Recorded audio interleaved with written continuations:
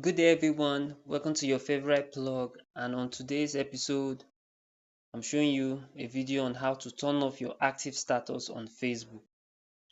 Now, when you go to your menu, you now search for Messenger, not your Facebook app.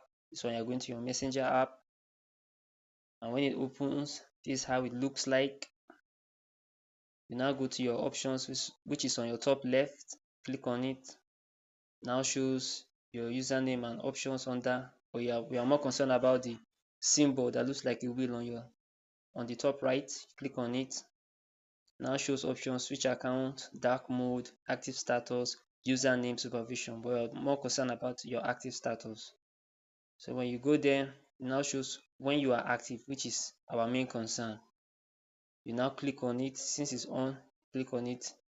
Now goes up, but it shows the times that you want to switch it off. Can be an hour, for 8 hours, until 8, or you customize it. When you customize it, can be for a year, can be more. So that's what you do. When you save, see, pause until 3 o'clock. So that's how it's done. Thank you and have a wonderful day.